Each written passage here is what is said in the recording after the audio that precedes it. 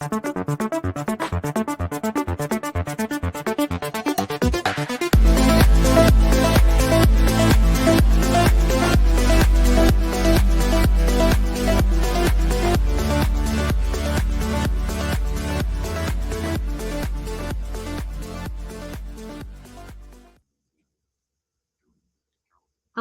and welcome to the MPSA Leadership Insight series.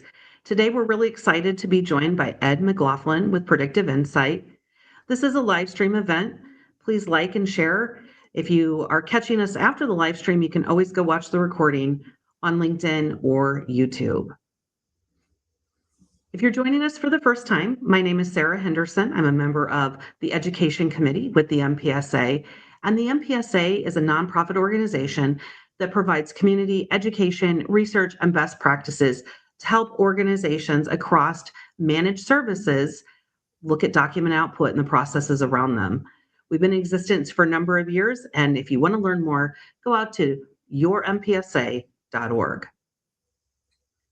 If you're not yet a member of the MPSA, there are a lot of member benefits, including our content today, but also being part of our newly created MPSA Leadership Circle, recognizing the leaders in our industry and featuring them on a monthly basis. Networking, but also committee participation, where you can really dig in and get to know people from across the industry that are really here to promote best practices and share ideas to advance our industry. We have different levels of memberships depending upon if you're an individual, a dealer, or a vendor. Across the industry, we bring everybody together as part of the MPSA. So if you're interested in learning more about membership, please reach out. We're going to jump right in with Ed today. I'm trying to think how many years I've known Ed in the channel. We're just going to say a few because we've all been doing this a long time. But it is really my pleasure and honor to spend time today with Ed. And I'm going to start off with the first question. Ed, if you can start by telling us a little bit about you and your role within your current organization and a little bit more about what Predictive Insights does. I appreciate it. Thanks for having me, Sarah. It's great to have this conversation. And I'm not going to count up the years we know each other. It's been a while. I've been in this business since 1969 is when I first entered the business. So I've been around for a long time. My first competitor was carbon paper. So we didn't think about managed print services back at that juncture. But candidly, this business really now, in my opinion, is all about services. And we have to gravitate more and more to that. Predictive InSight was founded with Sean Cashmark and myself back in 2020. We managed to jump right in right during the thick of COVID. A lot of people thought we were crazy. And one of the things that really attracted me was the value that I saw that could be created with InSight from EKM. At the time was the only product that we carried. Now we carry both InSight and MPS Monitor. And I have to say that I'm amazed at how much productivity we can really increase with these products. It's really been it's been a great game. And like I said, we started in 2020, and we now have over 590 dealers working with us. So I think it could be called a success. I think we managed to scale, which was the biggest fear I had starting this and getting some scale in place. So it's been working. Well, it's starting during a really challenging time in our industry of where are we going to be? What's happening with print output? What's happening with return to office? A lot of unknowns. So, taking a big risk at that time. How does your organization generally operate within the MPS space and the landscape? I know you've mentioned that you're a provider, a value-added reseller of both your InSight product, which is powered by EKM, and MPS Monitor. But can you tell us a little bit more about how you operate and what has been your relationship with the MPSA as a company? Well, I've been involved with MPSA long before there was a Predictive InSight, as you know. And I got involved and became a board member for many of the years that we first started the company. I've since walked away from the board and just work with the education committee now. And our company it works with MPS providers to improve their productivity. I'm committed and focused on one particular principle, and that is to reduce the people to process ratio. That is, improve the productivity so that we don't keep throwing people at problems, and fix the processes and make them more efficient. Excuse me. This may happen a couple of times. I have a tickle in my throat today. That's the way it would always work. Um, we really focus on trying to help people improve their profitability, cash flow, and productivity.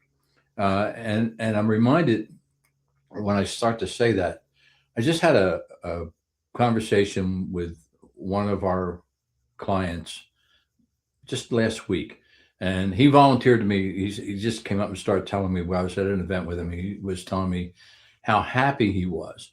And some of the statistics that he threw at me, I thought are really relevant for everybody in the industry. For example, through the use of the processes that we put in place with him,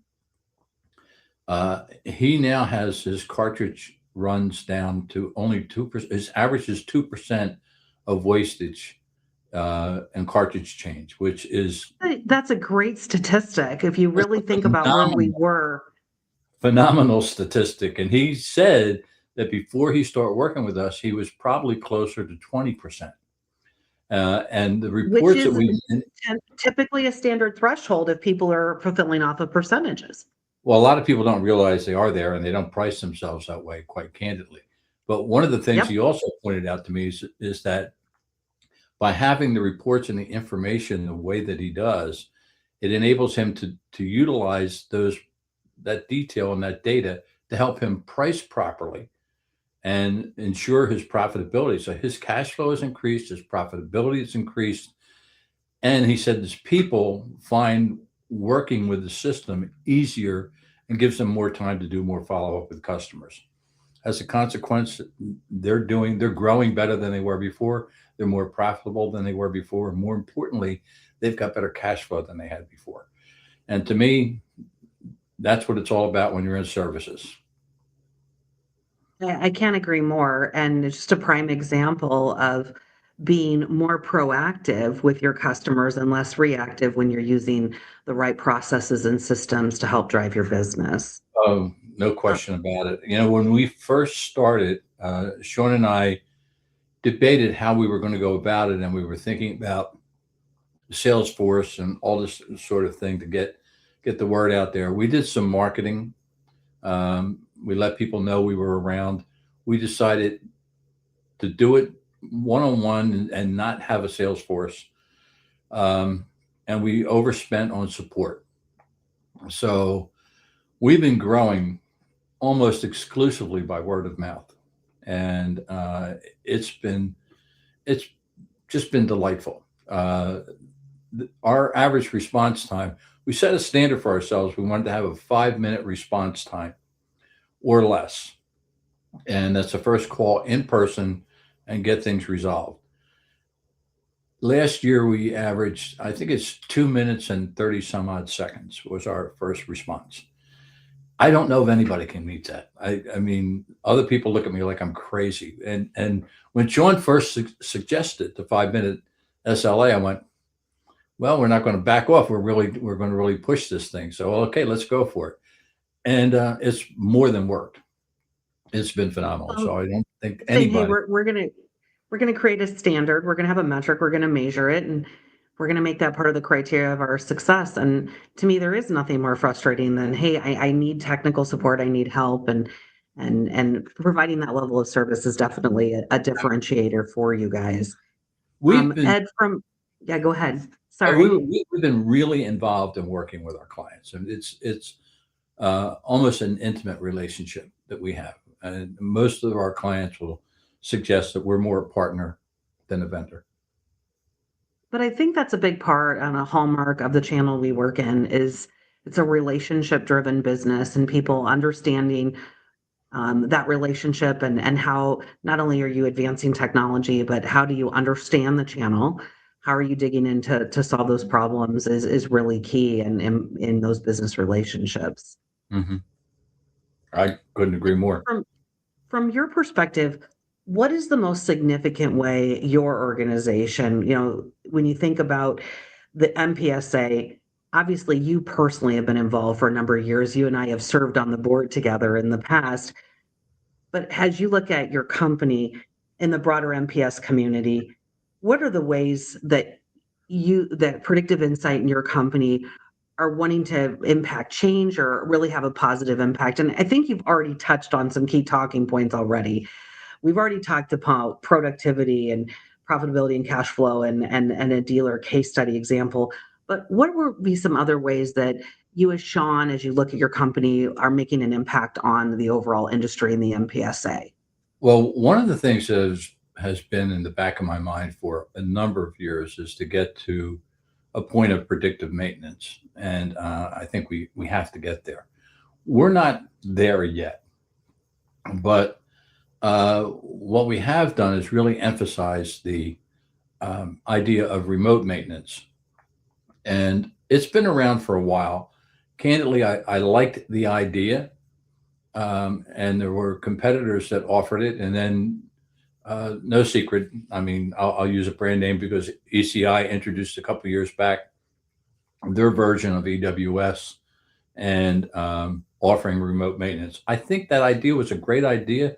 We sat and talked about it with EKM at the time, but I was scared because it also opened up, I'll call it a security wormhole that you could drive a truck through.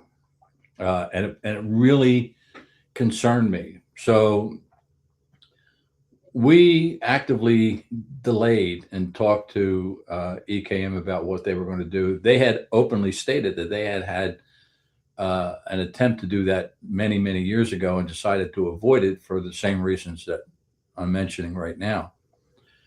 What they found was that they found a way to do it that was SOX 2 certified and ISO certified. So right now, it's the only EWS that offers remote maintenance that is SOX and ISO certified. And they did that through point of presence encryption and automatically off so you can turn it on and off as needed, work with a customer. There's that tickle again.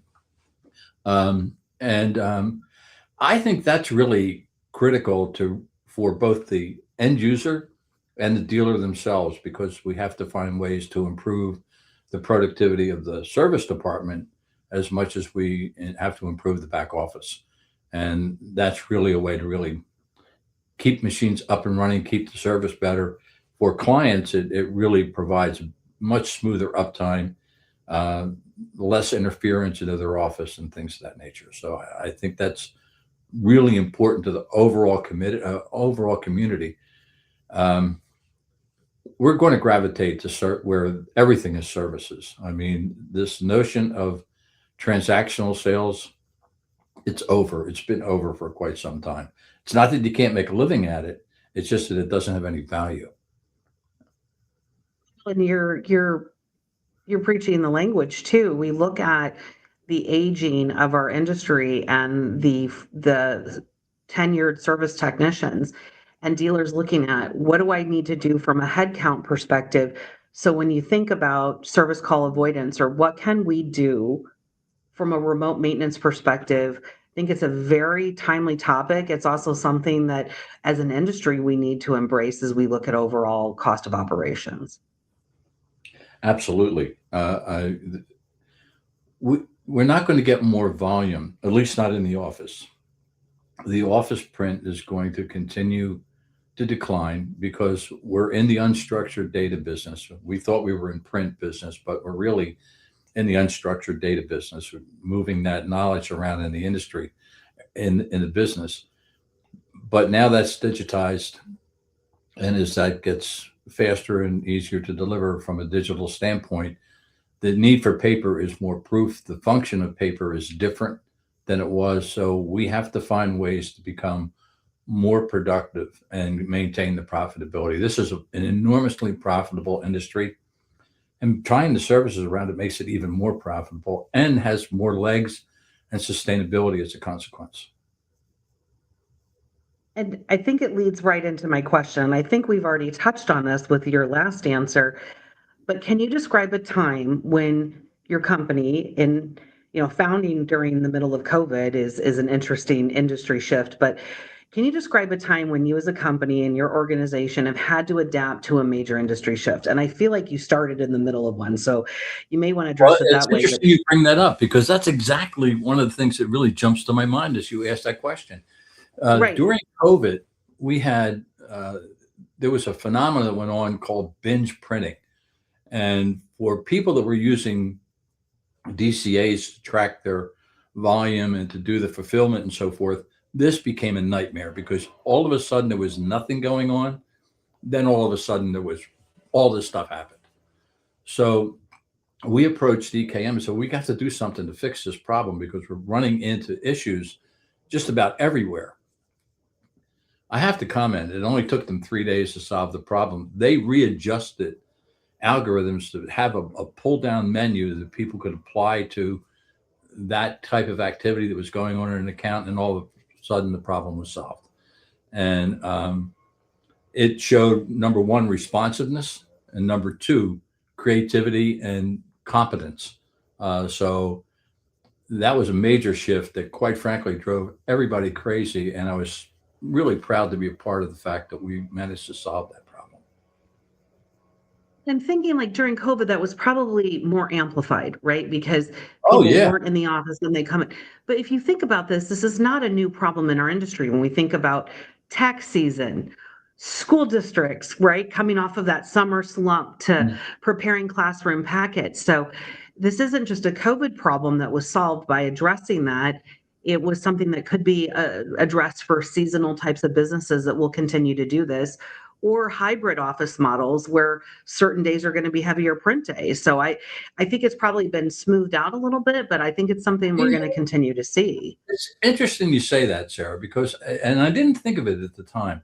I really saw the COVID surge, if you will, type of printing being somewhat unique. But you're right, and it brings to mind another customer that made a comment, and it's funny. He was a Sometimes you have unwilling participants come along with a change, and this one individual was unwilling participant.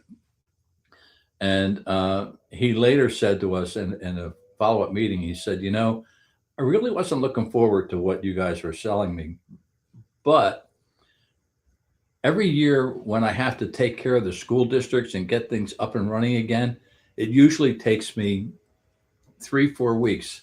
He said, I did it this time in 3 hours. He said, I can't believe the pickup of time I had as a consequence of what you've put in place. So those kind of pickups, they're priceless. And it circles back to reducing people to process ratio. So Yeah. I think about pre-COVID, we all kind of knew and white, kind of red flag those accounts that we knew were doing. I love this terminology. I think you should trademark binge printing. We knew who those businesses were, and then Hmm. COVID just amplified it. And it Yeah. was probably happening in places we weren't used to, but it creates a snowball effect within a provider environment. So being Hmm. able to adjust for that is pretty exciting when you think about how your organization is adapted to an industry change. And I think we've already talked about this, but you may have some other thoughts on what do you see as the biggest opportunity for innovation and collaboration within the managed print community or managed document community? What do you see as we look at what are those opportunities for innovation? What are those opportunities for collaboration that you're seeing out there, Ed? There's so many of them that it's almost hard to list them all. First of all, um, most people don't utilize the DCA or the data they're collecting to help in the sales process. We've been You're putting preaching to the choir. we've been Yeah, putting sales training into this to help improve the knowledge of the account because well, both of our products we only bill for the managed devices. We don't bill for the unmanaged devices. And one of the things that I discovered early on, and I thought at the time I thought it was an anomaly to very small companies, but I found out that was wrong because our initial dealers were small to medium sized businesses. And I noticed that they only were 50% penetrated into their accounts. So 50% of the units were unmanaged, and the other 50% were managed. And we provide the data for the unmanaged devices as well as the managed devices because we don't charge for them, so people don't turn them off. That enables the account managers to really get a sense of what activity they have in the account, who are the competitors, where is there opportunity for toner leakage based upon the same product being available, unmanaged and managed. It provides them with more and more understanding and knowledge about their account. And we've provided a number of different reports that we've created to help in the sales process. So once a dealer gets established and has a decent base of product in place, we start doing sales training meetings with the sales people to help them understand how they can manage their accounts better by utilizing the data that's provided. We have to continue to find more ways to improve our business, to improve our market share. Because market share is going to become more important in placements. It's no longer satisfactory to sit back and just renew the leases. If there's other devices in that account, you need to get them. And you need to know whether you're getting really just units or volume. And it's with that data, we help improve that process dramatically. And I don't know anybody else that does that, quite frankly. In addition to that, we continue to go down the road of finding ways to continue to improve the process that you use and continue to help make people more productive, to eliminate the waste that goes on. And there's still an abundance of waste out there. It shocks me, quite frankly, how much waste there is. That's waste. It just is one of those, it's one of those pieces of the business that is, we were doing the right thing. We want to put that consumable with the customer at the right time. But there's a science, it's a science to it that requires some discipline, requires the right measurements. And you've seen a lot. I've talked to a lot of dealers and even people that like, hey, I've kind of moved away from any form of to the customer, we're saying we're doing auto toner fulfillment, but we've almost seen a reverberation or a jerk back of, I'm not going to auto ship that. I'm going to do things a little bit more manually coming out of COVID. And I think people are still a little uncomfortable about overshipment of consumables. And I think that's still a fear that's sitting out there. Do you find that as you're working with your clients as well? They're initially, everybody that comes on board is initially afraid of just delivery. But if you can eliminate the toner that's sitting idle in that office and reduce the amount of cash you need to run that business. I mean, just think about it. If you're doing just-in-time delivery, it's enormous impact to your profitability and more importantly, again, cash. And at the end of the day, as businesses as volume continues to decline, having that cash is even more critical than the profitability. And and I completely agree. And I remember way back in the early days of this, I was with Great America. We had just bought a print fleet server, and we were doing a lot of education about the advantages of this category of software that you offer at Predictive InSight to this day. The brand names have changed, but we're talking about the same concept of applying a remote monitoring tool to these assets. And a couple weeks into this, there was a big headline in our local newspaper in Cedar Rapids, Iowa at the time that was talking about a gentleman who had been arrested for embezzling more than $300,000 of toner consumables from his employer. But think about this. He was grabbing the excess consumables, selling them on eBay, and then using the FedEx account from his employer to fulfill these orders.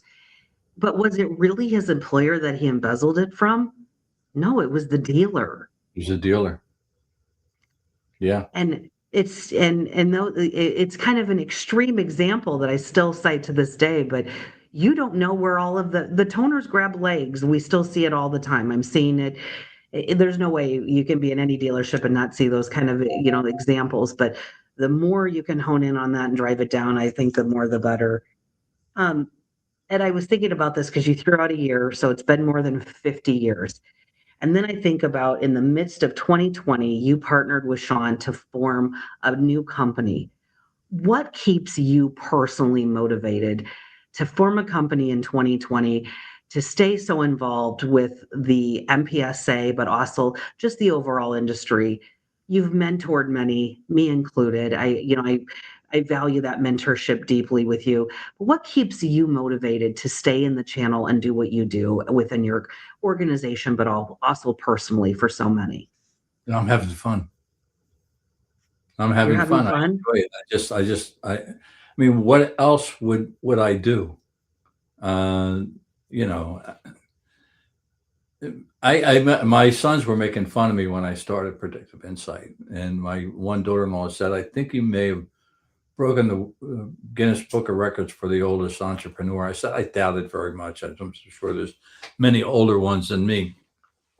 But the fact of the matter was that I I enjoy the business. I enjoy the interaction with people, and I enjoy continuing to learn. Um, I spend my time understanding AI, where we're going with AI. I utilize different forms of AI. I've been doing a lot of research. I want to find ways to introduce that type of technology into our DCA to help analyze and solve more problems and predict more outcomes and problems, to become more accurate in making things efficient. I just find it interesting and fun. And why not have a good time? I'm usually smiling, and that's because I'm enjoying myself. I love that answer. I just wanted to dig into more to you personally because you do a lot, I don't not go just there. for your. It's a horrible place to go into me personally. That's Yeah, but no, but I hard. would just say you give a lot of yourself into your, not only your company but into the industry, and a lot of us have benefited from your Anybody that presence wants here. to anybody wants to have an open mind and learn about something, and God forbid they ask me a little bit about history. I could be boring as hell going back into some of the things that have been developed over the periods of time. But I just enjoyed it. I've been an observer of our industry and a participant in it for a long time, and I've often ventured outside. I mean, uh, when I was running Duplifax in Philadelphia, we partnered with Next and Steve Jobs to do some really interesting and creative things way ahead of our time, and it opened my eyes to other opportunities and so forth that were out there. So I've found great people to learn from, and my dad taught me that you can learn from the dumbest son of a bitch on earth, and it's true. If nothing else, you So, can learn what not to do. well, and you know what? You always make me smile too because you give out those great examples.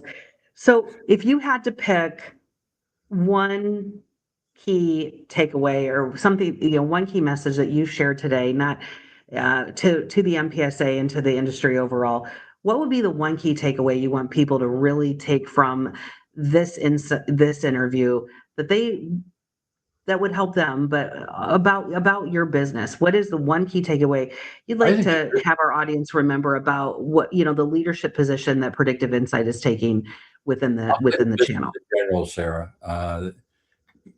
Keep learning, keep looking for ways to create efficiency. Uh, don't sit back. If you hear, there's a few phrases that if you hear them in your company, um, stop them dead. We always did it this way. That quite frankly sets me off like a rocket. Uh, and I once had someone tell me, we've been doing this for 20 years.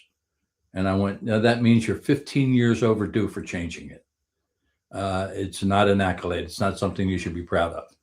And keep looking for ways to make improvements and changes in your business. Stay abreast of the technology that's going on around you. You may not use all of it, but you need to understand it. And you need to understand how it's going to affect you, how it's going to affect your customers, how it's going to affect the use of your product. And you need to learn all the different things that are out there and stay abreast of it just for your own edification and knowledge. So when you're meeting with a customer, you don't sound like an idiot and you have some idea what's going on around you. So stay active, stay knowledgeable, and don't think you know everything. Keep learning, because you never know Waiting for you to throw in there, stay thirsty. Well, stay hungry. Yeah. Yeah. Thank you so much, Ed. I always love conversations with you. It was an honor to be asked to conduct this interview with you today here as part of our MPSA Leadership Insight series. Want to thank you again, Ed, for giving your time and knowledge to our organization. If you want to learn more about Ed's organization, Predictive InSight, they're pretty easy to find. They are a member here of the MPSA. Check it out, and we will look forward to seeing you. I believe we're both going to be at the BTA We're going here to be, in I'll March. be at PTA. I can't wait to hear what you've got to say. I'm coming down just to hear you, Sarah. That's the whole purpose. Well, some of what you were talking about today are the key points in what I'll be addressing. Great. We're going to talk about sales and service. It's really not that big of a fight, but how do we bring together everybody to do more and be more productive?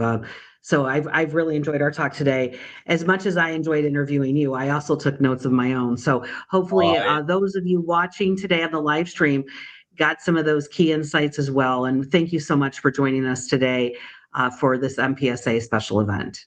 Thank you, Sarah. I really appreciate it. Have a great day, Thanks, Ed. everybody. Bye-bye.